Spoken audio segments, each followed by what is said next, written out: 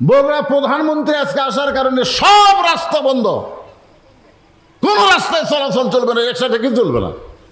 তো একটা প্রধানমন্ত্রী আসতেছে বগুড়ায়, তার জন্য সব রাস্তা যদি বন্ধ করে দেওয়া হয়, আর অসংখ্য রহমতের ফেরেশতা আপনাকে দেখতে পাচ্ছে, তারপরেও রাস্তা চালু হওয়া লাগবে। বর্তমানে বাংলাদেশের অর্থমন্ত্রীর নাম কি আপনারা জানেন? এই বিএনপির 2 মাসের মধ্যেই 61,000 কোটি টাকা লোন হয়ে গেছে। সুবহানাল্লাহ। এর আগে যে ইউনূস সরকার 17 মাস আছিল, দেশটাকে যে কি করেছে গেছে, আমাদের বগুড়ার সন্তান তারেক রহমান প্রধানমন্ত্রী হওয়ার পরে বুঝতেছে কিছুই নাই। আমেরিকার সঙ্গে গোলামি চুক্তি করেছে, আমাদের দেশটা কেমন পর্যায়ে নিয়ে গেছে। আজকে কৃষকের আবাদ করতেছে, ধানের দাম নাই, পেঁয়াজের দাম নাই, আলুর দাম নাই, যেটা কিনবার যাবে সেটার দাম বেশি। পরশুদিন আমি সাতক্ষীরা থেকে ওয়াজ করে আসার সময় দেখি ওই সিংড়ার রনবাগা ধান নিয়ে কৃষক কানতেছে 700 টাকা মন। 1 মন ধান আবাদ করতে কত টাকা খরচ হয়? গজব চারিদিক থেকে ধরতেছে আমাদের। কেন ধরতেছে? মানুষের তৈরি আইনকে আমরা গ্রহণ করতে চাই, আল্লাহর কোরআনকে আমরা মাইনাস করতে চাই। আমাদের বাংলাদেশের বিশেষ করে যারা মোটর সাইকেল চালায়, এই মুহূর্তে মানসিকভাবে তারা খুব একটা ভালো নাই, কারণ ঠিকমতো তেল পাচ্ছে না। ধরে কোন কি পাচ্ছে না? তেল না পালে গাড়ি চলে, তো খুব সমস্যার মধ্যে তারা আছে। তবে শরীর ভালো আছে, শরীর ভালো আছে।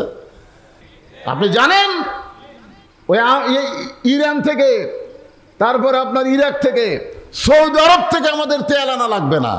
বাংলাদেশের মাটির তলে অসংখ্য তেলের খনি আছে, আপনারা জানেন? ওগুলা দেশ থেকে তেল আনা লাগে নাকি? আমরা খালি আল্লাহর কোরআনকে গ্রহণ করব, আল্লাহ তাআলা আমাদের সব কিছু দিয়ে দিবে। ধরে কেন সুবহানাল্লাহ।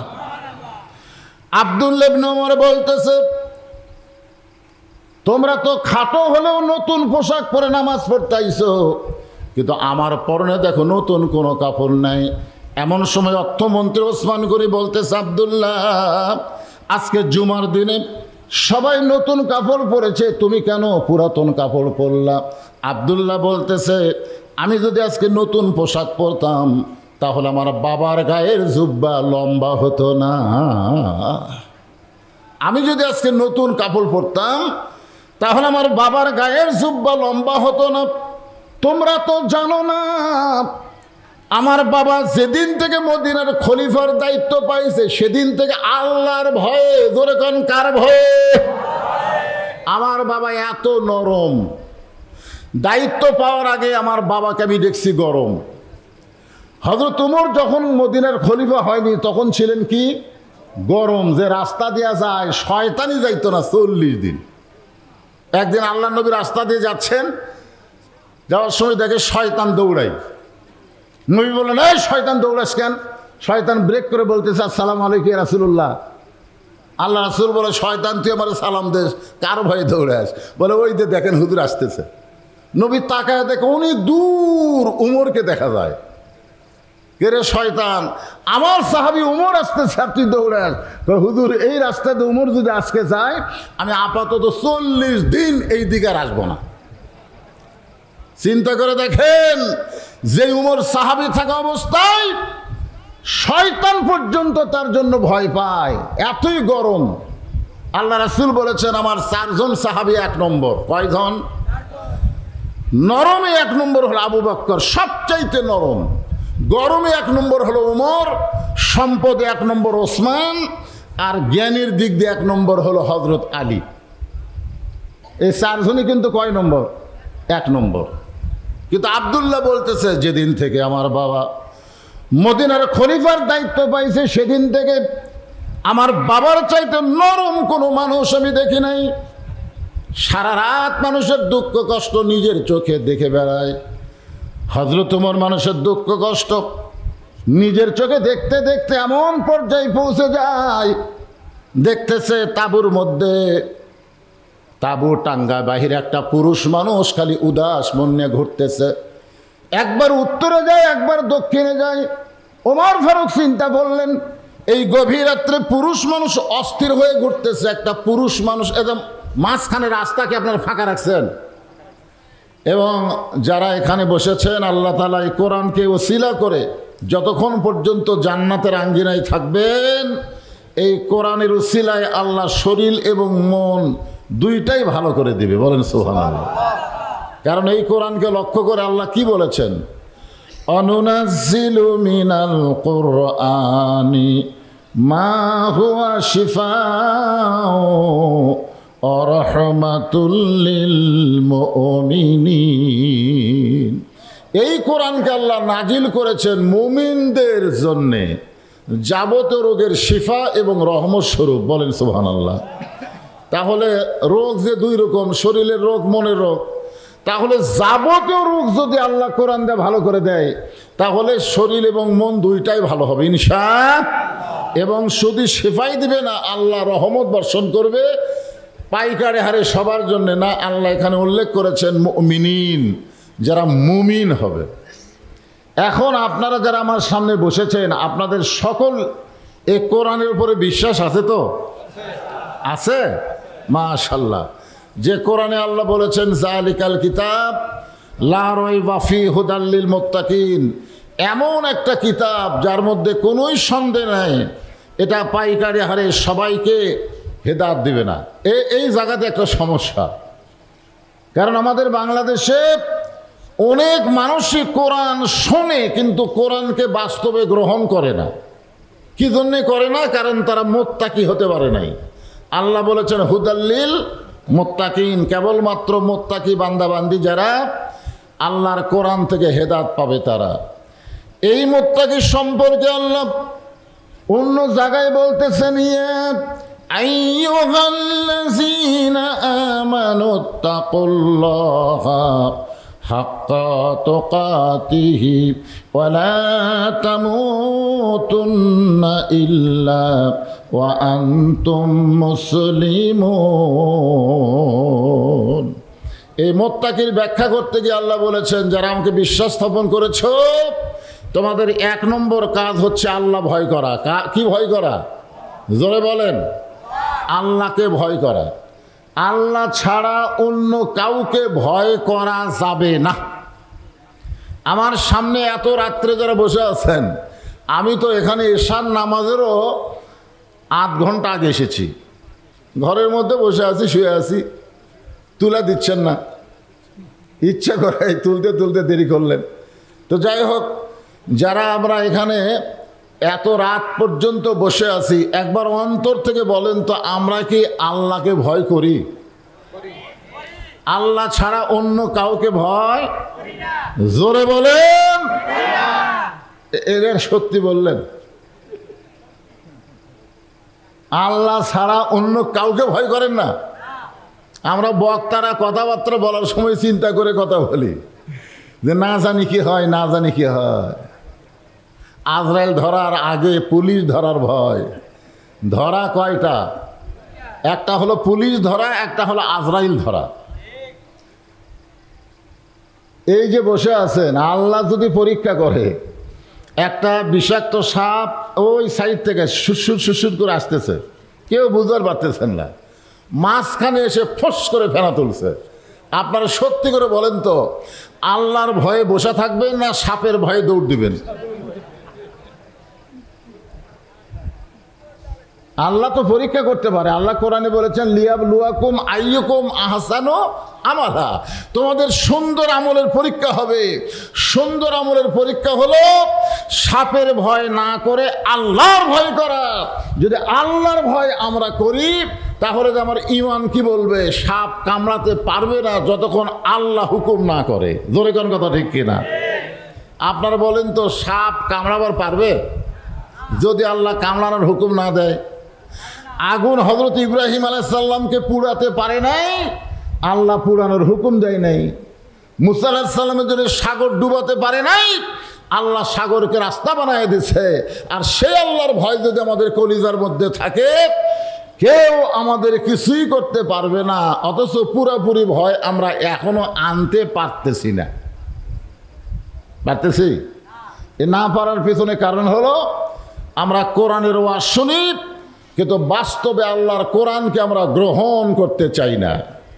আজকে মানুষ সম্পর্কে আমি কিছু কথা বলবো। সূরা ৩ আপনাদের সামনে আলোচনা করার নিয়ত করেছি। আল্লাহ তাআলা এখানে 4টা শপথ করছে, খুব খেয়াল করবেন। ওয়াত্তিন, ওয়াজ্জাইতুন, ওয়াতুরি সিরিন, ওয়াহাজাল বালাদিল আমিন। আল্লাহ তাআলা 4টা শপথ করার পরে বলতেছেন, লাকাদ খালাকনাল ইনসানা ফি আহসানি তাকবীম।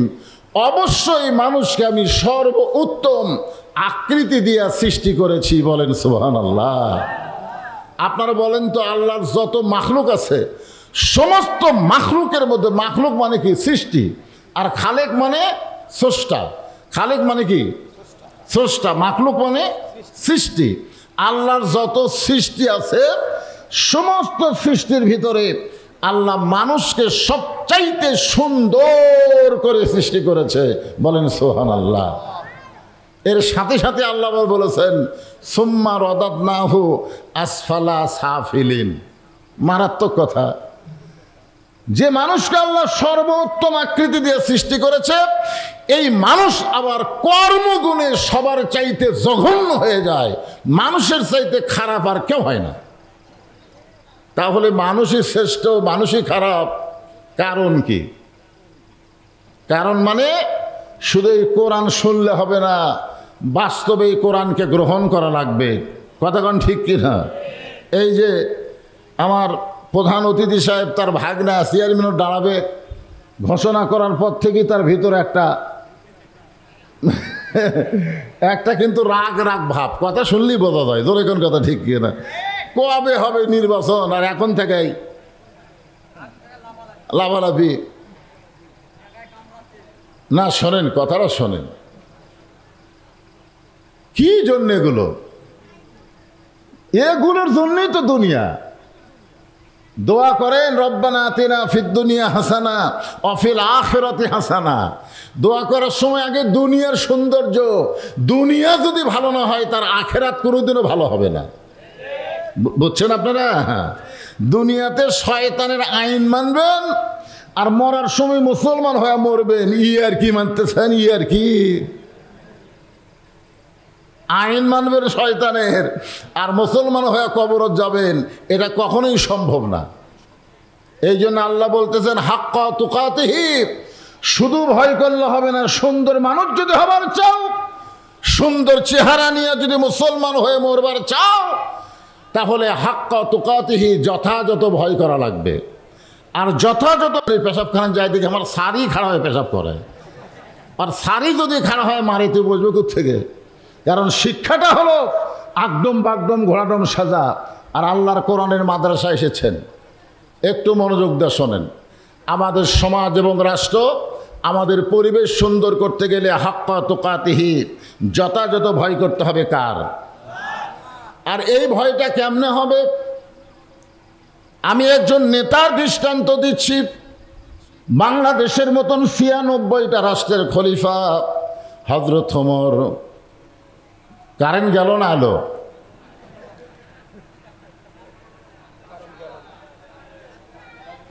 না না না, মাইক চালু হচ্ছে, মাঝখানে বাতিগুলো নিভে গেল। আচ্ছা ঠিক আছে, অসুবিধা নেই। ও কারেন্ট নাই? কারেন্ট আছে? আচ্ছা ঠিক আছে, মাশাআল্লাহ। তেলেরও সংকট, জেনারেটর তেল ফুরা গেলে আবার এটা বিপদ। এই মাইক আলাইটি একজন আসো, তোমার হাত দিলে ডাবে গেল। অনেকগুলো দিছে তো, এর ক্যাপাসিটি।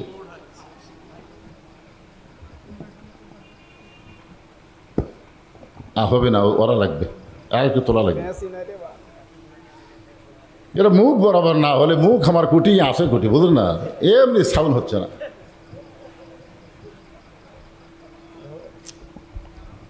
দেখো তো, দেখো তোমার এটা আরেকটু, হ্যাঁ দাও, চাপ দাও, আমার ডাবে দেয়।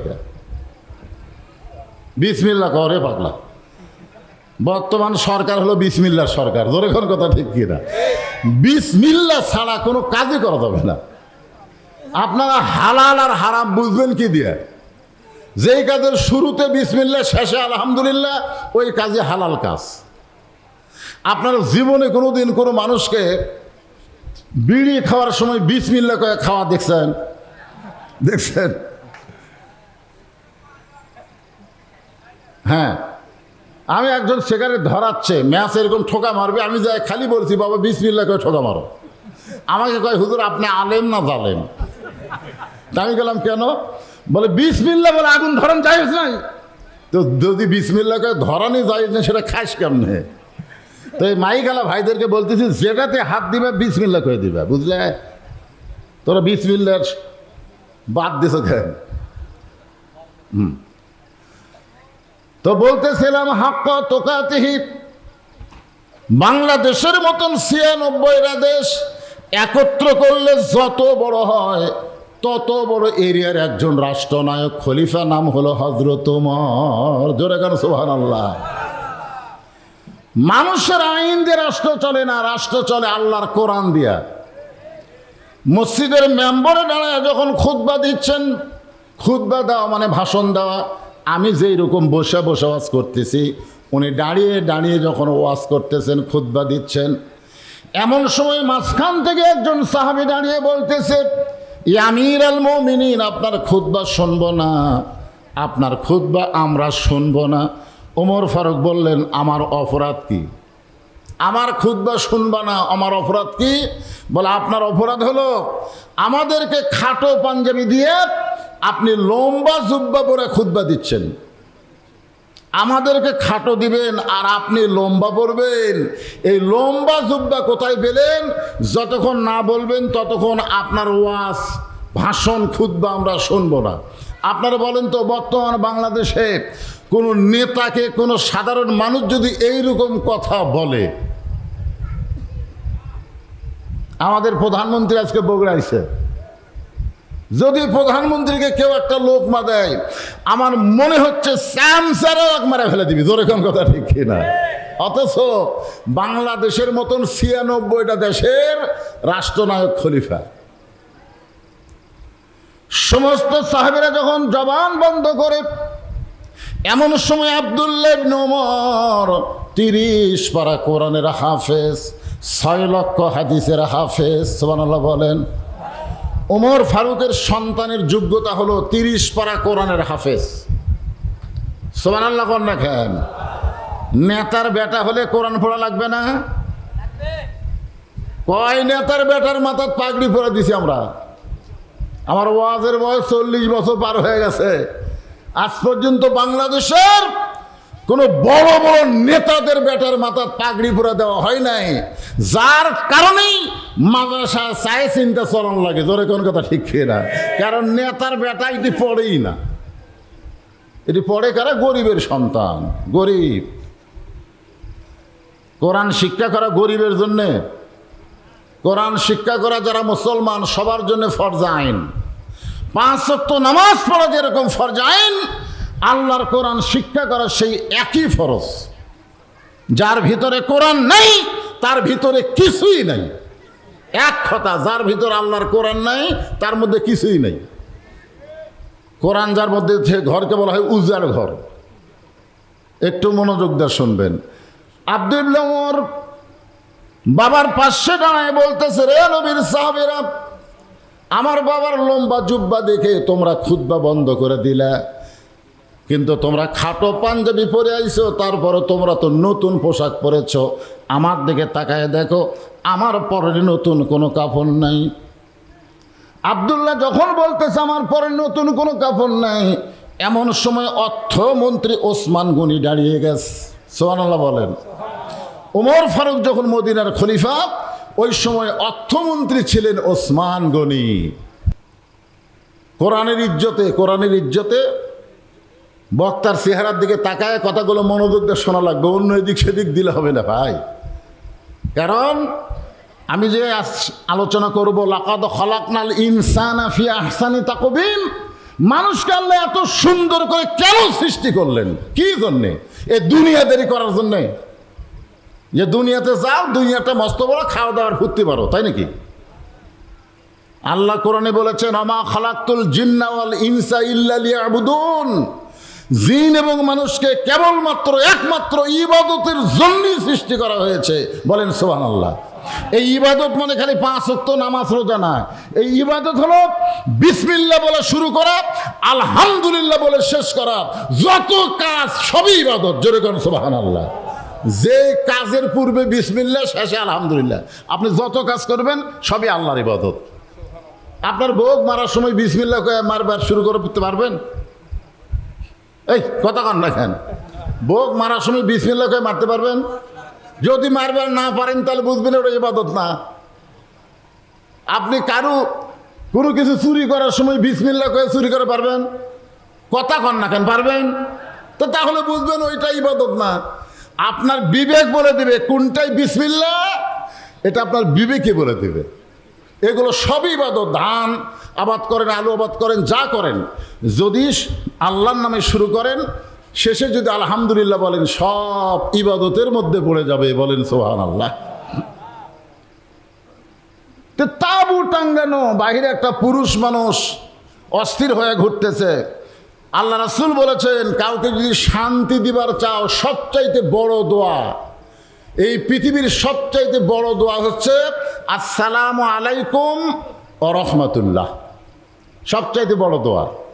আপনারা বলেন তো, কবরস্থানতে যদি আপনারা যান, কবর ধারতে যান, কবরে সালাম দেওয়ার কথা আছে না নাই? আপনি যদি সালাম না দিয়ে দোয়া পড়েন, 3 বার সূরা ইখলাস পড়লেন, 1 বার সূরা ফাতিহা বললেন, আপনি আস্তাগফিরুল্লাহ বলে দোয়া করতেছেন, কিন্তু কবরে সালাম দেননি। আল্লাহ রাসূল বলেছেন, তুমি যতই দোয়া পড়ো, সালাম না দিয়ে যদি দোয়া পড়ো, তোমার দোয়া আল্লাহ পর্যন্ত পৌঁছবে না। আগে সালাম দিয়ে তারপরে দোয়া করা লাগবে। আমার কথা কি বুঝতে পারলেন? তাহলে আগে কি? জেতা মানুষ হোক, মরা মানুষকে, সবাইকে, বাড়ির দরজার যেখানেই যাবেন, সবচাইতে বড় দোয়া। আপনি কারো বাড়ির দরজায় যাবেন, আসসালামু আলাইকুম ইয়া আহলাল বাইত। কবরের ধারতে যাবেন, আসসালামু আলাইকুম ইয়া আহলাল কবর। জীবিত মানুষকে আসসালামু আলাইকুম, সবচাইতে বড় দোয়া। ওমর ফারুক অস্থির লোকটার সামনে গিয়ে সালাম দিলেন, আসসালামু আলাইকুম ইয়া আব্দুল্লাহ। লোকটা সালামের উত্তর দেয় না। হযরত ওমর আবার সালাম দিলেন, আসসালামু আলাইকুম ইয়া আখি। লোকটা সালামের উত্তর দেয় না। কয়বার হলো? যে ওমর রাস্তাতে গেলে শয়তান যায় না 40 দিন, সেই ওমর অর্ধজাহানের খলিফা 2বার একটা লোকের সালাম দিল রাতের বেলা, কিন্তু উত্তর দেয় না। ওমর ফারুক চিন্তা করতেছে, লোকটা হয়তো কানে কম শোনে, লোকটা হয়তো কানে কম শোনে। এই জন্য হাতের কাছে একটা আলো ছিল, ইশারা করে বলতেছে আসসালামু, কেবল কইছে আসসালামু আলাইকুম, কবারই পারে নাই। লোকটা, এই মিয়া, খালি বারবার সালাম দাও মিয়া, তুমি সালামের অর্থ বোঝো? ওই লোকটা হযরত ওমরকে বলতেছে, এই মিয়া, খালি বারবার সালাম দাও মিয়া, তুমি সালামের অর্থ বোঝো? আপনারা বলেন তো, হযরত ওমর সালামের অর্থ বোঝে? কি মনে হয় যে উমরের কথার সাথে আল্লাহর কথা মিলে এই কোরআনে আল্লাহ 23টা আয়াত নাজিল করেছে? বলেন সুবহানাল্লাহ। হ্যাঁ, একই বিষয়ে নবী বলেছে, উমর বলেছে। আল্লাহ নবীর কথা গ্রহণ না করে উমরের কথা গ্রহণ করছে। এই কারণে আল্লাহ নবী বলতেন, আমার পরে কেউ যদি নবী হতো, লাউ কানা ওমর, আল্লাহ উমরকে নবী বানায় দিত। কিন্তু নবুয়তের দরজা বন্ধ হয়েছে বলে আল্লাহ ওমরকে নবী বানায় নাই। তবে আল্লাহ নবী বলেছেন, নবী হওয়ার সব যোগ্যতা আল্লাহ ওমরকে দান করেছে। আল্লাহ নবী যখন মদিনার খলিফা ছিলেন, আল্লাহ নবী যখন মদিনার রাষ্ট্রনায়ক ছিলেন, নবী যখন হিজরত করে মদিনাকে রাষ্ট্র করলেন, ওই সময় হযরত ওমরকে আল্লাহ নবী আইন মন্ত্রীর দায়িত্ব দিয়েছিলেন। জোরে বলেন, কি মন্ত্রী? তাহলে উমর ফারুক নবী যখন মদিনার রাষ্ট্রপতি ছিলেন, তখন উমর ছিল আইন মন্ত্রী, সেই হযরত উমর। মূর্খ না জ্ঞানী? লোকটা কি বলছে, এই মিয়া সালামের অর্থ বোঝো মিয়া। ওমর ফারুক লোকটার সামনে গিয়ে বলতেছেন, ভাই আমার মতন মূর্খ এই দুনিয়াতে কেউ নাই, আমি তোমার কাছে সালামের অর্থটা একটু বুঝবার চাই। লোকটা বলে, পাগল, আল্লাহ আমাদেরকে এমন একজন খলিফা ওমর দিয়েছেন। ওই লোকটা ওমরকে বলতেছে, মূর্খ, আল্লাহ আমাদেরকে এমন একজন খলিফা ওমর দিয়েছেন যেই ওমর আল্লাহর কোরআন দিয়ে রাষ্ট্র চালায়। এখন মদিনার মানুষের কাছে দিনও যা রাতও তাই। সুবহানাল্লাহ। ওই লোকটা কার কাছে বলতেছে? ওমরের কাছে বলতেছে, এই পাগল, তুমি জানো আমাদের একজন খলিফা হযরত ওমর আল্লাহর কোরআন দিয়ে রাষ্ট্র চালায়। এখন মদিনায় দিনও যা রাতও তাই। তাহলে আল্লাহর কোরআন দিয়ে যখন রাষ্ট্র চলবে তখন দিন রাতের পার্থক্য থাকবে না, হয়তো আলো অন্ধকার থাকবে, কিন্তু কি নিরাপত্তা।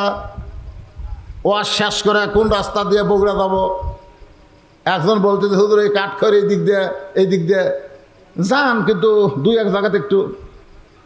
তা আমি বললাম, কি ভাই রাস্তা ভাঙা? না, রাস্তা ভাঙ্গা নয় হুজুর, একটু।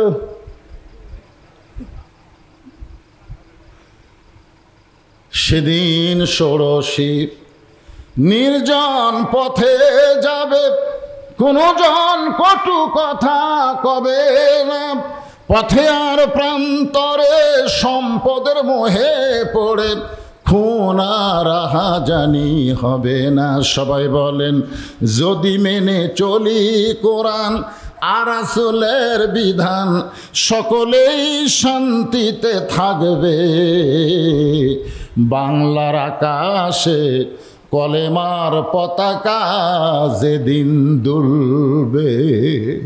ওমর ফারুক বলতে তো, ভাইজান কি বলবেন? লোকটা বলে, তাহলে শোন রে পাগল, আমার বাড়ি হলো অমুক এলাকায়, আমার গর্ভবতী বউকে নিয়ে আমি অমুক এলাকায় যাচ্ছিলাম, কিন্তু এই মাঝ রাস্তায় এসে আমার বউয়ের প্রসব ব্যথা বেড়ে গেছে। এই তাঁবু টাঙ্গাইয়া তাঁবুর মধ্যে আমার বউটারে রাইখা আমি একজন পুরুষ মানুষ স্বামী হয়ে কি করব? আমার বউটার কোনো কাজে আমি করতে পারতেছি না, ও প্রসব ব্যথায় তাঁবুর মধ্যে কান্নাকাটি করতেছে, আর বাহিরে আমি অস্থির হয়ে ঘুরতেছি, আর তুমি মিয়া খালি আমারে সালাম দাও। আমার বউটা প্রসব ব্যথায় তাঁবুর মধ্যে কাঁদতেছে, আর আমি বাহির অস্থির হয়ে ঘুরতেছি, আমি একজন পুরুষ মানুষ কি করব? আর তুমি খালি সমানে সালাম মারতেছ। সালামের অর্থ বোঝো? তুমি দোয়া করতেছো আল্লাহ রহমত বসিত হোক, আমার মধ্যে আগুন জ্বলতেছে, আর তুমি রহমতের দোয়া করতেছ। ওমর ফারুক লোকটাকে এক টানে বুকের মধ্যে নিয়ে কপালে একটা চুমা খেলেন। জোরে কারণ সুবহানাল্লাহ। চুমাতে বলতেছেন, ভাইজান আপনার কোনো টেনশন নাই, আমার বাড়িতে ভালো একটা ধাত্রী আছে, আমার বাড়িতে ভালো একটা ধাত্রী আছে, আমি খালি যাব, ওই ধাত্রীকে নিয়ে আবার চলে আসব, তোমার বইয়ের প্রসব ব্যথা লাঘব হয়ে যাবে। এই বলে হযরত ওমর মারছে দৌড়, এক দৌড়ে বাড়ির দরজাত গিয়ে ডাক দিলেন, আব্দুল্লাহর মা। যেই ডাক দিছে আব্দুল্লাহর মা, সঙ্গে সঙ্গে ঘরের দরজা খুলে গেছে। জোরে কোন সুবহানাল্লাহ। ওমর ফারুক কয়, কে গো, আমি না হয় মদিনার খলিফার দায়িত্ব পায়া আমি রাতের ঘুমকে হারাম করে দিয়ে আল্লাহর ভয়ে মানুষের দুঃখ কষ্ট নিজের চোখে দেখতেছি, কিন্তু তোমাকে ডাক দেওয়া মাত্র তুমি দরজা খুললে, তুমি কি ঘুমাও না?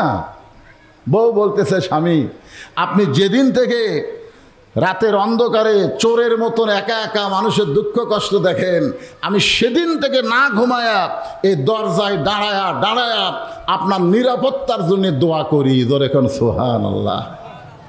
ওমর ফারুক বইয়ের কপালে চুমাতে বললেন, ভালো নেতা হবার গেলে ভালো বইয়ের দরকার। আজকে আমাদের বাংলাদেশে অধিকাংশ নেতা যারা জেলত গেছে, খুঁজলে দেখেন বইয়ের কারণে। খুঁজলে দেখেন, বউ তো যখন নেতা বড় হয় তখন আর নওগাঁ থাকবে, আমি এখন থাকবো ঢাকাত, নেতা আরো বড় হলে ঢাকাত থাকবো, আমি চলে যাবো কানাডাত।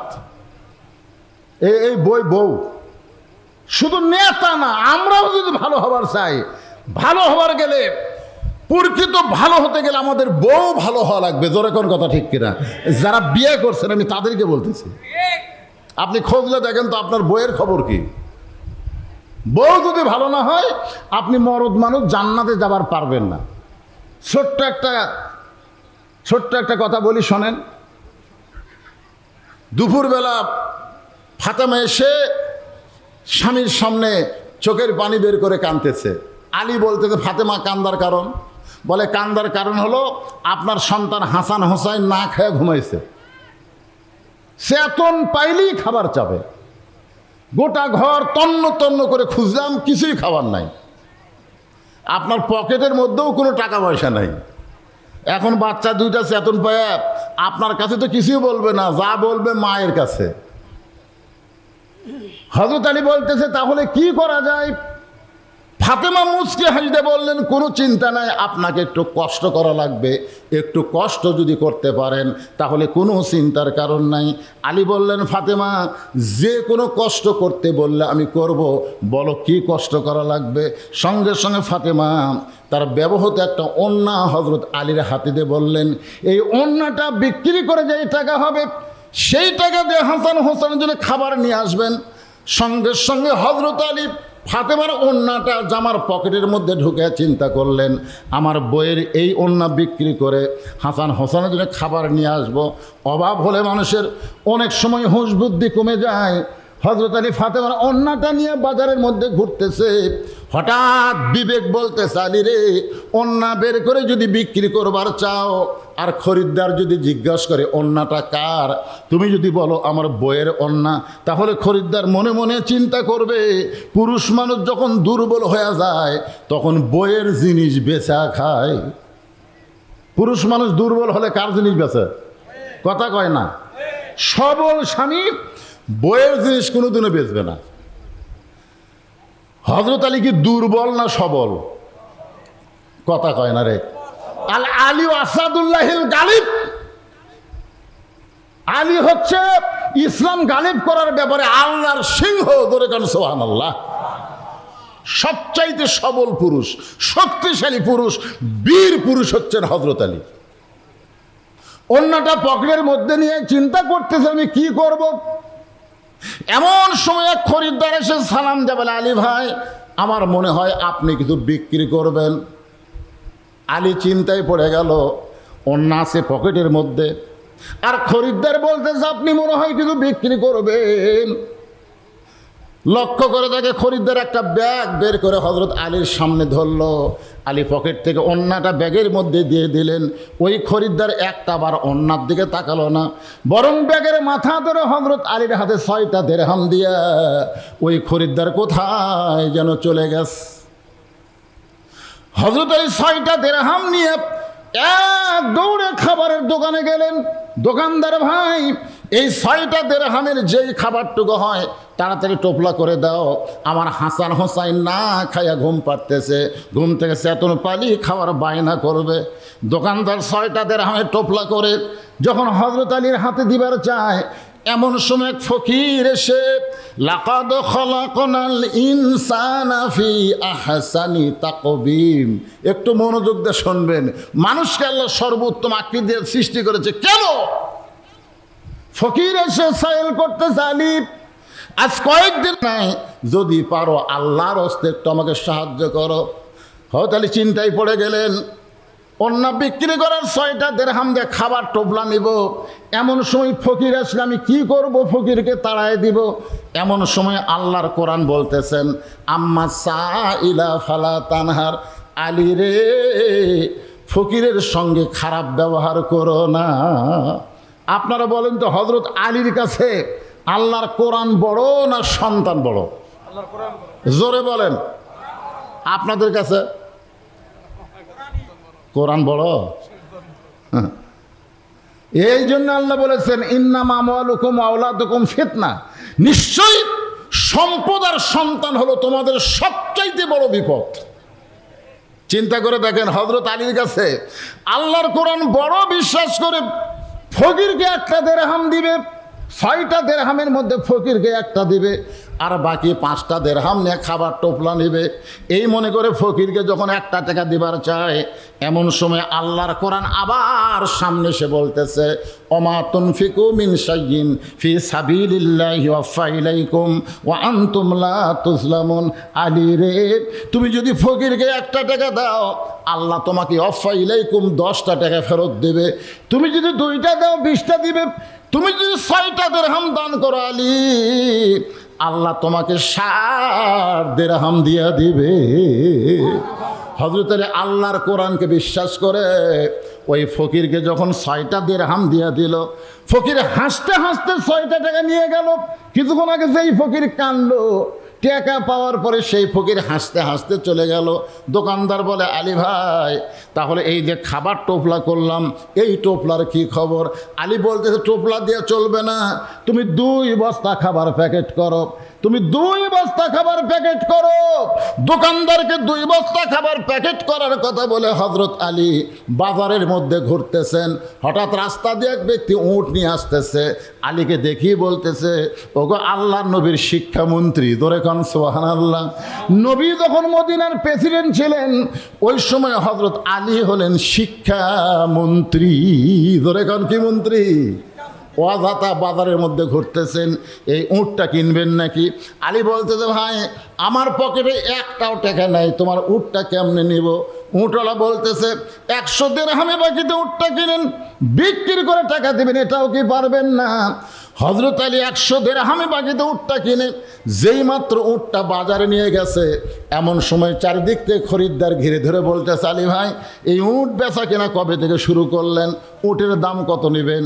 এক খরিদ্দার বলতেছে, আপনার মতন জ্ঞানী শিক্ষামন্ত্রীকে বাজারে বেশিক্ষণ থাকার দরকার নেই, উটটা যদি আমার দেন, এর বিনিময়ে 160 দিরহাম দিয়া দিলাম।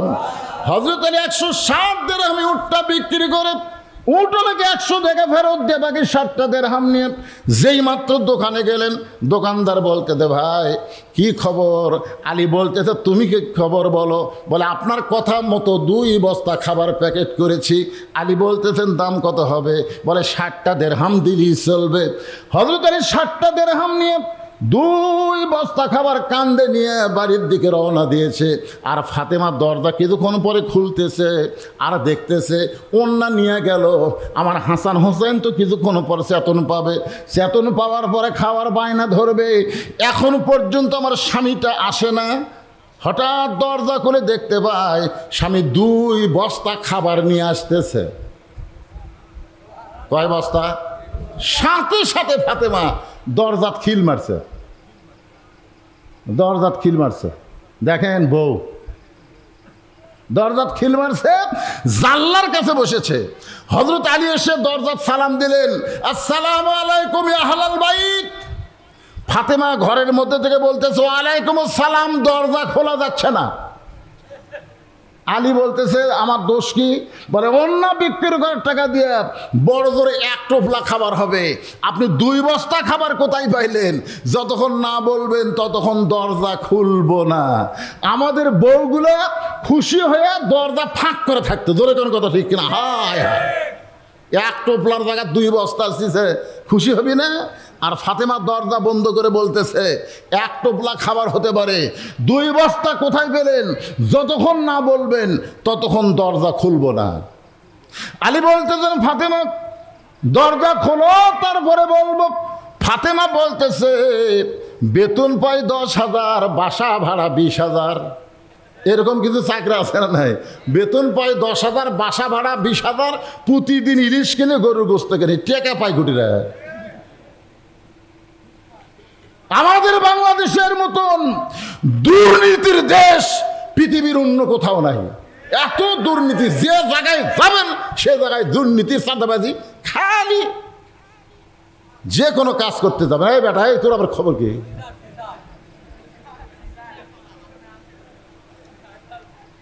একটু মনোযোগ দিয়ে খেয়াল করবেন। আলী বলতেছেন, ফাতেমা দরজা খোলো। দরজা খুললেই বলবো। ফাতেমা বলতেছেন, আগে বলেন তারপরে খুলবো, হালাল না হারাম জানা লাগবে না? অন্য বিক্রি করে টাকা দিয়ে আপনি 2 বস্তা কেমনি ফেলেন? আগে বলেন তারপরে দরজা খুলবো। আলী বলতেছে আগে খোলো তারপরে বলবো। ফাতেমা বলতেছেন আগে বলেন তারপরে দরজা খুলবো। 10 বার হচ্ছে, 10 বার বলা। শেষ পর্যন্ত আল্লাহর কোরআন আলীর কাছে যে বলতেছে, আর রেজালু কাওয়ামুনা আলান নিসা, পুরুষ থাকবে উপরে, নারী থাকবে নিচে। আলী, যতক্ষণ ফাতেমা দরজা না খুলবে ততক্ষণ তুমি বলবা না।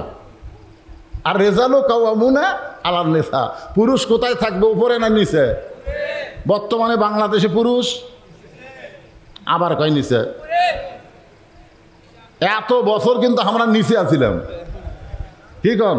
এরশাদ চাচা যাওয়ার পর থেকে বাংলাদেশে মরদ মানুষ যে প্রধানমন্ত্রী হবে এটা আমাদের মনেই হচ্ছিল না। এবার পাওয়া গেছে কি যায়নি? কন এখন পাওয়া গেছে কি যায় না? ভাইজান, আল্লাহর কোরআন অনুযায়ী দেশ চলবে। আর রেজালু কাওয়ামুন আলান নিসা, পুরুষ থাকবে উপরে, নারী থাকবে নিচে। আলী মনে মনে চিন্তা করে, ফাতেমা যদি দরজা না খোলে আমি বস্তার খবর বলবো না। কিন্তু অনেকক্ষণ বস্তা কান্দে নিয়ে বিরক্ত লাগছে। এই কারণে হযরত আলী আল্লাহ নবীর দরবারে রওনা দিয়েছে।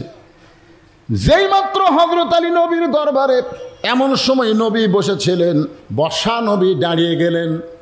বসা নবী দাঁড়িয়ে গেলেন, নবী খুব জোর কদমে এসে আলীর কপালে একটা চুমা দিয়া আলীর কাঁধ থেকে 2টা বস্তা নামায় নিলেন। জোরে কোন সুবহানাল্লাহ। আল্লাহ নবী হযরত আলীর কপালে চুমা দিয়ে 2 কাঁধ থেকে 2টা বস্তা নামায় নিলেন। রাসূল তাকায় দেখে আলী মুখ গোমরা করে আছে। আল্লাহ নবী বলে, কে রে আলী, তোর কপালে চুমা দিলাম, তোর কাঁধ থেকে 2টা বস্তা আমি নামায় নিলাম, এরপরেও মুখটা ভার কেন? বলতে যে হুজুর আপনি ভালো, কিন্তু। আল্লাহ রাসূল বলে, কিন্তুর পরে কি? কিন্তুর পরে কি সেটা মানে ভয় করতেছে। মানে আল্লাহ রাসূল আবার ফাতেমাকে মায়ের মতো ভালোবাসে। ধরে কেন সুবহানাল্লাহ। আল্লাহ রাসূল বলে, আলী রে, কিন্তুর পরে যখন বলতে পারতেছিস না তাহলে আমার কাছে শোন। ফাতেমা ইচ্ছা করি তোকে আমার কাছে পাঠায় দিছে। ফাতেমা দরজা না খুলে তোকে আমার কাছে ইচ্ছা করে ফাতেমা পাঠায় দিছে। আলী বলতেছে, ইয়া রাসূলুল্লাহ, আপনার কাছে ফাতেমা কেন পাঠাইবে? কি কারণে আপনার কাছে আপনার মেয়ে পাঠালো? আল্লাহ রাসূল বলে, 4টা কারণে। জোরে বলেন, কয় কারণ? আলী বলে, ইয়া রাসূলুল্লাহ, কি 4টা কারণ? বলে, 1 নম্বর কারণ হলো তোমার কাছ থেকে ওন্না কে কিনেছে তুমি কি বলতে পারো? আলী বলতেছে, ইয়া রাসূলুল্লাহ, আমি তো জানি না। আল্লাহ রাসূল বলে, আলী রে, কোন ফকির তোমার কাছে ভিক্ষা নিয়েছে তুমি কি বলতে পারো? আলী বলতেছে, আমি জানি না। আল্লাহ রাসূল বলে, আলী, কে তোমার কাছে উট বিক্রি করলো তুমি কি তাকে চেনো? আলী বলতেছে, আমি জানি না। আল্লাহ রাসূল বলে, আলী, কে খরিদ্দার হয়ে তোমার কাছ থেকে উট কিনে নিল তুমি কি বলতে পারো? আলী বলতেছে, ইয়া রাসূলুল্লাহ, আমি কিছুই জানি না। নবী মুস্কি মুস্কি হাসিয়ার বলে, এই কথাগুলো জানার জন্যে আমার মেয়ে দরজা না খুলে তোমাকে আমার কাছে বস্তা সহ পাঠাইয়া দিছে। লিল্লাহে তাকবীর। ওমর ফারুক বিবির কপালে চুমা দিয়ে বলে, বিবি রে, আমি এতদিন মনে মনে চিন্তা করতাম আমি একা একাই শুধু মানুষের দুঃখ কষ্ট দেখি, কিন্তু তুমি যে সারা রাত দাঁড়ায় দাঁড়ায় দরজায় আমার জন্য নিরাপত্তার জন্য দোয়া করো, এইটা তুমি জানতাম না। ও বিবি, তুমি কি জান্নাতে যাবার চাও? ওমর ফারুকের বউকে ওমর ফারুক বলতেছে, বিবি, তুমি কি জান্নাতে যাবার চাও? বউ বলতেছে, আপনি কোন কি? সব সময় দোয়া করি, আল্লাহুম্মা ইন্না নাসআলুকাল জান্নাতা ওয়া নাউযু বিকা মিনান নার। সবাই বলেন, আল্লাহুম্মা ইন্না নাসআলুকাল জান্নাতা ওয়া নাউযু বিকা মিনান নার। ওমর ফারুক বললেন, বিবি, খালি দোয়া দিয়ে জান্নাতে যাওয়া যাবে না। আমরা মেয়েরা কিন্তু বহু দোয়া পড়তেছে। আমার বউ কয়, এই দোয়া পড়লে এত হাজার, এরা কি হাজার কি দরুদ, বহু কিছু। এরকম মেয়েরা কিন্তু দোয়া পড়ার হাতের। কিন্তু উমর ফারুক বললেন, বিবি, খালি দোয়া দিয়ে জান্নাতে যাওয়া যাবে না, জান্নাতে যাইতে গেলে দাওয়া লাগবে, দাওয়া। আপনারা বলেন তো, দোয়া আর দাওয়া এর মধ্যে তফাৎ কি? এটা আমার জীবনে একটা বাস্তব ঘটনা ঘটছে। আমার ড্রাইভার আমাকে গাড়ির থেকে নেমে বলতেছে গাড়ি গ্যারেজ করতেছি, আপনি বাসায় যান। আমি গেট খোলা মাত্র আমার গেটের সাইডে একটা আমের গাছ আছে, আমের গাছের তলে 4টা কুত্তে ঘুম পাড়তেছিল। তো গেটে অনেকদিন হলো আলকাতার দেওয়া হয়নি, তো গেটে ক্যাঁকু শব্দ আছে, বুঝলেন? এই ক্যাঁকু শব্দতে 4 কুত্তে চেতন পাচ্ছে। ওরা চেতন পায়ে গভীর রাত্রে আমাকে ধরলো, খাও খাও করে আমাকে ধরলো। আমি দোয়া ইউজ পড়ি কিন্তু কুত্তে লড়ে না, আমার আয়াতুল কুরসি পড়ি কুত্তে সরে না। এক কুত্তে এসে মনে হয় আমার জুব্বা থেকে কামড় বসাবি। আমি তখন কোরআনের একেবারে লাস্ট টার্গেট, যার উপর আর কোনো অস্ত্র নাই। ইন্নাহুম ইয়াকিদুনা কাইদাও ও আকিদু কাইদা, এইটা যেই করছি এক কুত্তে এসে মারলো কামড়। আমি কইলাম আল্লাহ এত দোয়া দরুদ কালাম, তাও তো কুত্তে লড়লো না। আল্লাহ আমার ইমানকের মধ্যে একটা বুদ্ধি জাগরক দিয়ে করে দে, বুঝলো সে তোর মুখত খালি দোয়া আছে, তোর হাতত লাঠি নাই।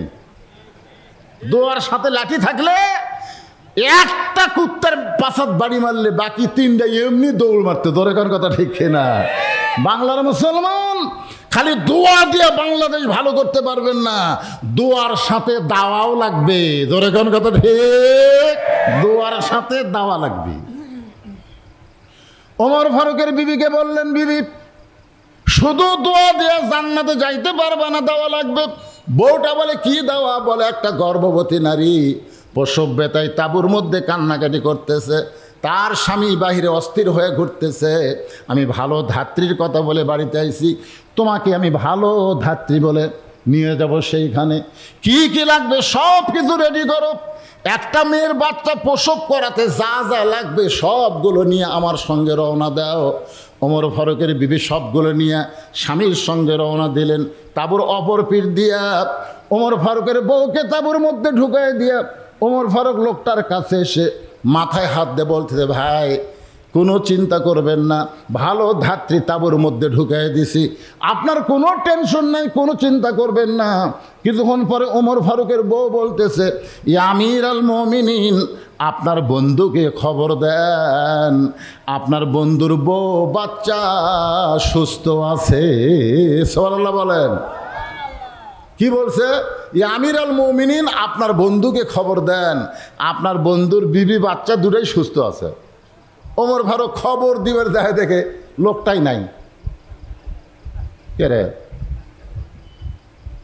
নিচের দিকে তাকে তাকে পায়ের কাছে পোড়া খালি কাঁপতিছে। ওমর ফারুক বললেন, ভাই আপনি আমার পায়ের কাছে কাঁপেন কেন? বলে তাঁবুর মধ্যে আপনার কি বললো ইয়া আমির আল মুমিনিন? আপনি সেই ওমর যে ওমর রাস্তা দিয়ে গেলে শয়তান 40 দিন যায় না। আপনি আমার 3-3 বার সালাম দিলেন, আমি সালামের উত্তর দিলাম না, আপনার সঙ্গে বেয়াদবি করলাম, আপনি সেই ওমর। ওমর ফারুক বললেন, আত্তাকুল্লাহ হাক্কা তুকাতিহি, আল্লাহর কোরআন দিয়ে যখন রাষ্ট্র চলে, আল্লাহর ভয় যখন কলিজার মধ্যে থাকে, তখন মানুষ অন্য কোনো দিকে খেয়াল করে না, তার দায়িত্ব পালনের দিকে খেয়াল করে। জোরে কোনো কথা ঠিক কিনা? হ্যাঁ ভাইজান, সুন্দর মানুষ। আল্লাহ 4টা শপথ করলেন, 4টা শপথ করলেন। 3-এর শপথ, জাইতুনের শপথ, সিনাই পর্বতের শপথ, মক্কা নগরীর শপথ। 4টা শপথ করে আল্লাহ বললেন, লাকাদ খলাকনাল ইনসানা ফি আহসানি তাকবীম। অতীব সুন্দর করে আল্লাহ মানুষকে তৈরি করেছেন। কেন সুন্দর করে তৈরি করলেন এ কথাগুলো আমি আপনাদের সামনে বলতে চাই। কিন্তু যে 4টা কারণে, ফাতেমার কারণে আল্লাহ দুনিয়াতেই তোমাকে 7 দিরহাম দিয়া দিল। সুবহানাল্লাহও কবেন না, সুবহানাল্লাহও কবেন না। মানে বিশ্বাসে মিলাই বস্তু, বিশ্বাসে মিলাই বস্তু, তর্কে বহুদূর। আপনার তর্ক করলে তো হবে না, বিশ্বাস করালে ভাইজান। এক লোক আমাকে বলতে, তো হুজুর আমার জমির ধারের জমির এক লোক 2 মণ ধান দিছে, তাহলে গজব ওর জমির যদি না আসে, তাহলে আর ধার তো আমারটা কি ভিন্ন করে আসবে? ঝড় হলে ওরটাও যাবি, আমারটাও যাবি, পাথর শিলা পড়লে ওরটাও ধরবি, আমারটাও ধরবি। আমি বললাম, ভাই ওই দান করার কারণে ওর ধানও শিলায় বৃষ্টি হলো না, ওর ধানও ঝুললো না, তোরও ঝুললো না, তাহলে তো আমার লাভই হলো। হ্যাঁ, দান করা লাগলো না। পাগলা, তো দান করা লাগলো না, কিন্তু একটা কাম হলো। বলে সেটা কি কাম? আমি বুঝাচ্ছি যে এক লোক ওয়াজ শুনতেছে, বক্তা বলতেছে, সাদাকাতু তারুদ্দুল বালা ও তাজিদু ফিল ওমর। সুবহানাল্লাহ বলেন। নবীর হাদিস। আল্লাহ রাসূল বলেছেন দান সদকা করলে বালা মুসিবত দূর হয়ে যায়, আল্লাহ হায়াত বাড়ায় দেয়। ওর বউ প্যারালাইসিস হয়ে পড়ে আছে 2 বছর, বউ চিকিৎসা করছে, বউ ভালো হয় না। তো বক্তারে হাদিস শুনে ওর বিশ্বাস হচ্ছে যে বহু টাকা পয়সা খরচ করলাম, ভালো যখন হয় না, হুজুর যখন বলতেছে নবীর হাদিস, ওই দৌড়ে এসে 500 টাকা দান করে গেছে। দান করা মাত্রই বক্তা দোয়া করছে, আল্লাহ যা বিপদ আপদ মুসিবত আছে সব দূর করে দাও, আল্লাহ সব দূর করে দাও। 500 টাকা দিয়ে ওটি বসেছে, ওর কাছে আরেকজন আছে, ওই পকেট থেকে 1000 টাকা বের করে বলতেছে, দেখ তুই কি মনে করিস আমার টাকা নাই? তুই কি মনে করিস আমার টাকা নাই? এই যে আমারও 1000 আছে। কে রে বক্তারা বলল আর তুই বিশ্বাস করলু? হ্যাঁ, কই ভাই তোর বাড়ির তো বিপদ নাই, আমার বিপদ আছে, বিশ্বাসী মিলাই বস্তু তর্কে বহুদূর, দিছি যা হোক। ওই টাকা পড়তে বার করে পকেট থেকে দেখ, আমি এত পাগলা লই দেবো না। একই পাড়ার একজন উত্তর পাড়া, একজন দক্ষিণ পাড়া বাড়ি। যে ব্যক্তি দান করছে ওর বাড়ি হলো উত্তর পাড়া। ওই জানে যার বউ তো প্যারালাইসিস, তো বাড়ির যা ডাকতেছে ওর মেয়েকে, মা রহিমা, মা দরজা খুলে দাও। বউ বলতেছে সারা জীবন মেয়ে ডাকো কেন, আমার ডাকবার পারো না? স্বামী কয়, এই পাগলি তুই না প্যারালাইসিস রে, তোকে ডাকে লাভ আছে? তোকে ডাকলে তুই কি দরজা খুলে দিতে পারবে? এই জন্য তোর মেয়ে ডাকতেছি। তো বলতেছে দেখো আজকে আমি দরজা খুলে দিই। বউ যেই দরজা খুলছে তকবীর মারছে, আল্লাহু আকবার। কেন, কি খবর? কয় তুমি তো ওয়াজ শুনবার গেছো, আমি ঘুমাচ্ছি, ঘুমের মধ্যে স্বপ্নে দেখে আমি হাঁটতেছি, ঘুমের মধ্যে স্বপ্নে আমি হাঁটতেছি, তা আমার তো পাও প্যারালাইসিস, হাঁটতে তো পারবোই না। হঠাৎ ঘুম ভেঙে গেল, দেখি পাও করে আমার শিরশির করে, আস্তে আস্তে পাও খাটের তলে নামালাম, আস্তে আস্তে খাড়া হলাম, দেখি পায়ে বল পাই। কি বলে যায়, উজু করে এসে আমি আল্লাহর শুকরিয়া তার নামাজ পড়তেছি, আল্লাহ ঘুমের মধ্যে আমার পাও তুমি কিভাবে ভালো করে দিলে। স্বামী কয়, পাগলি রে, আসাদগাদু তারুদ্দুল বালা, দান সদকা করলে ভালো মতো দূর হয়ে যায়। হাদিস 70-এ, হাদিস 70-এ ওই একলা একলাই তাকবীর দেওয়া শুরু করছে, সুবহানাল্লাহ। আর যেই বেটা টাকা দেখাছে আমারও আছে রে, আমি দেই না, আমি পাগলা লই।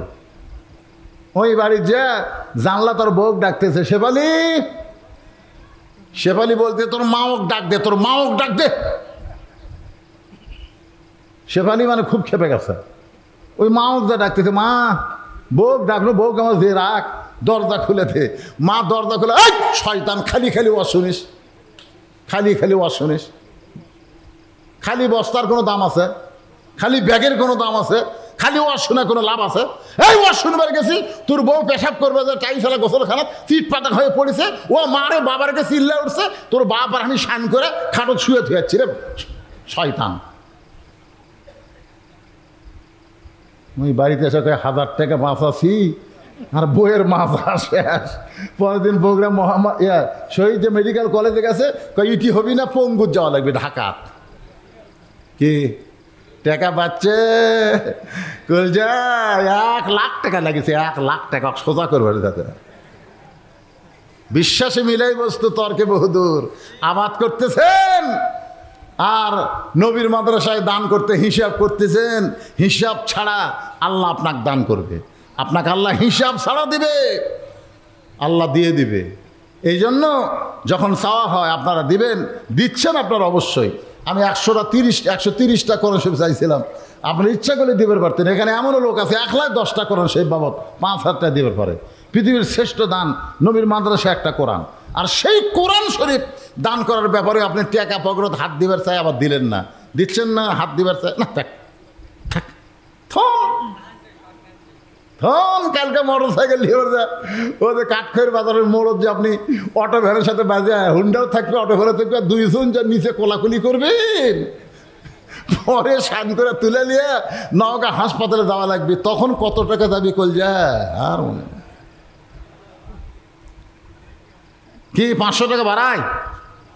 এমন কোন আল্লাহর পাগল আছে যে নবীর মাদ্রাসাকে মহব্বত করে একটা কোরআন শরীফ বাবদ 500 টাকা দিয়ে দিলাম, হুজুর এত কথা যখন করলেন দিয়ে দিলাম। দেখেন আল্লাহ আপনাকে কিভাবে দিয়ে দেয়। সবাই একটু জিকির করেন, লা ইলাহা ইল্লাল্লাহ, লা ইলাহা। আপনারা সবাই দিছেন, শুকলি দিয়ে দিছেন, কে ভাই আপনিও দিছেন? হ্যাঁ, সব আদায় শেষই হয়ে গেছে। এ তো অনেক দান রে, এক ছেলেপতি দান আসতেছে। মনে করেন না দান আসতেছে না, তা কিন্তু না। হ্যাঁ, জুয়েল শাহ 1 মণ ধান, এমদাদুল শাহ 1 মণ ধান, আজির মিধা 1 মণ ধান, এই 3 জনে 3 মণ ধান দান করছে। আল্লাহর একজন বান্দা 5,000 টাকা বাকি, নাম হলো জহুরা, ফাতেমা তো জহুরা রে, পূজাগাড়ির জহুরা মা আমার 5,000 টাকা দান করছে। আল্লাহ মায়ের দানকে আল্লাহ আপনি কবুল করেন। জাহাঙ্গীর শাহ 1 মণ ধান দান করছে, আল্লাহ বরকত দিও আল্লাহ। নাম হলো মোহাম্মদ আনিসুর মণ্ডল 2 মণ ধান দান করেছে, মেম্বার পদপ্রার্থী। দোয়া চাই, আমরা সবাই সবার জন্য দোয়া করব। সবাই ইস্তেগফার পড়েন, আস্তাগফিরুল্লাহ পড়েন, আস্তাগফিরুল্লাহ রাব্বি মিন কুল্লি জামবি ওয়া তুবু ইলাই, লা হাওলা ওয়ালা কুওয়াতা ইল্লা বিল্লাহিল আলিয়্যিল আযীম। আল্লাহুম্মা সাল্লি আলা মুহাম্মদ, আল্লাহুম্মা বারিক আলা মুহাম্মদ। সবাই দোয়া করবেন, দোয়ায় শামিল হবেন। মাদ্রাসার দোয়া করবেন, মাদ্রাসায় মহব্বত করবেন। হাত তুলে আল্লাহুম্মা আমিন। আল্লাহুম্মা আনতাস সালাম অমিনকাস সালাম, তাবারাকতা ইয়া যাল জালালি ওয়াল ইকরাম। আয় আল্লাহ তাআলা, সেই মাগরিবের নামাজের পর থেকে রাত 12:30 পার হয়ে যাচ্ছে, দীর্ঘ সময় পর্যন্ত তোমার পাগল বান্দিরা আরামের বাড়ি ঘুমকে বাদ দিয়া কোরআন হাদিসের মহব্বত কলিজার মধ্যে নিয়া এই জান্নাতের বাগানে বসে বসে কোরআন হাদিসের আলোচনা শোনার শেষে আমি গুনাহগারের সঙ্গে রহমতের দরজায় ফকির হয়ে দোকানা হাত তুলেছে। মেহেরবানি করে আজকের মাহফিল আমাদের সকলের হেদায়েতের জন্যে, নাজাতের জন্যে, জান্নাতের জন্যে কবুল করে নাও। এই মাহফিলের শুরু থেকে শেষ পর্যন্ত যত আলোচনা হয়েছে আল্লাহ, এর মধ্যে যদি ত্রুটি হয়, ভুল হয়, মাফ করে দাও। এর যা হাদিয়া মঞ্জুর করো, সোনার মদিনায় নবী পাকের রওজা মুবারকে আল্লাহ কবুল করে নাও। তামাম আম্বিয়ায়ে কেরাম, সাহাবে কেরাম, উম্মাহাতুল মুমিনিন, শহীদ শহীদান, জান্নাতুল বাকি, জান্নাতুল মাসহ পৃথিবীর যত গোরস্থানে যত মুর্দা শুয়ে আছে আল্লাহ, সকল আরো আফরে হাদিয়া কবুল করো। আজকে দেখতেছি প্রধান অতিথি বসে আছে চেয়ারম্যান সাহেব। আল্লাহ, তার বাবাকে আমি বহুবার দেখেছি এই মাহফিলে। আল্লাহ, গত কয়েক বছর আগে দুনিয়া থেকে চলে গেছে। আল্লাহ, হাজী সাহেবের কবরকে জান্নাতের টুকরা বানায় দেন। যার নামে মাদ্রাসা, আল্লাহ মরহুম, আল্লাহ তার বিবি এবং তার আপনজন যারাই কবরে গেছে, মাদ্রাসাকে কেন্দ্র করে তাদের সকলের কবরকে জান্নাতের টুকরা বানান। আল্লাহ, তার সন্তানেরা মাদ্রাসা দেখভাল করতেছে, আল্লাহ তাদের উপরে রহমত বরকতের দরজা খুলে দেন। এই মাদ্রাসা বর্তমান কমিটির সম্মানিত সভাপতি, মাদ্রাসা কমিটির সম্মানিত সহসভাপতি, সম্মানিত সেক্রেটারি, ক্যাশিয়ার সদস্য, এই মাদ্রাসায় যারা দান করে, সবসময় মহব্বত করে, শুধু মাদ্রাসাকে ভালোবাসে, মাদ্রাসার উসিলায় আল্লাহ তাদের সকলকে মাফ করে দাও। আজকে যারা নগদে বাকিতে দান করেছে, আল্লাহ সব দানগুলোকে জান্নাতের বিনিময়ে কবুল করো। গোটা বিশ্বের মাজলুমের উপরে জালেমের জুলুম থেকে হেফাজত করো। আমার বাংলাদেশের প্রতি রহম করো আল্লাহ। বাংলাদেশের উপরে যত ষড়যন্ত্র হচ্ছে আল্লাহ, সমস্ত ষড়যন্ত্র থেকে সোনার বাংলাকে আল্লাহ তুমি হেফাজত করো। আল্লাহ, কুজাগাড়ি আশেপাশে গ্রাম থেকে যারা এসেছে কষ্ট করে, সব এলাকার উপরে রহমত আর বরকতের দরজা খুলে দাও। আল্লাহ, আসমানের বালা আসমানে নাও, জমিনের বালা জমিনে ডাবায় দাও। আমার সম্মানিত মা বোনেরা পর্দার অন্তরালে বসে বসে আলোচনা শুনেছে আল্লাহ, তাদেরকেও পর্দার নিচে ফাতেমার মতো কবুল করে নাও। আল্লাহ, আমরা যারা হাত তুলেছি আল্লাহ, আমাদের অনেকের মা বাবা 2 জনই চলে গেছে আল্লাহ, আমি সহ আমাদের মা বাবা যাদের কবরে চলে গেছে, মেহেরবানি করে মা বাবার কবরকে জান্নাতের টুকরা বানিয়ে দাও আল্লাহ। আল্লাহ, কিয়ামত পর্যন্ত এই মাদ্রাসাকে অত্র এলাকার জন্য নূরের বাতি হিসাবে কবুল করে নাও আল্লাহ। আল্লাহ, মাদ্রাসার পরিধি আরও বাড়ায় দাও। কি দেখলাম শুরুতে, এখন দেখতেছি কত সুন্দর মসজিদ হয়েছে, কত সুন্দর মাদ্রাসা হচ্ছে আল্লাহ। অত্র এলাকার জন্য এই মাদ্রাসাকে হেদায়েতের আলোক বর্তিকা হিসেবে কবুল করে নাও। মাদ্রাসার মোহতামি, মাদ্রাসার ওস্তাদ, মাদ্রাসার তালবে ইলম, যার মাথায় পাগড়ি পরে দেওয়া হলো, যাদেরকে পুরস্কৃত করা হলো আল্লাহ, তাদের সকলকে হক্কানে হাফেজ আলেম হিসাবে কবুল করে দাও আল্লাহ। সুবহান রাব্বিকা রাব্বিল ইজ্জাতি আম্মা ইয়াসিফুন ওয়াসালামুন আলাল মুরসালিন আলহামদুলিল্লাহি রাব্বিল আলামিন। ওয়াজাল আখিরাতি কালিমাতুন ইনদাল মাউতি। সকলে পড়েন লা ইলাহা ইল্লাল্লাহু মুহাম্মাদুর রাসূলুল্লাহ সাল্লাল্লাহু আলাইহি সাল্লাম। আসসালামু আলাইকুম ওয়া রাহমাতুল্লাহি ওয়া বারাকাতুহু।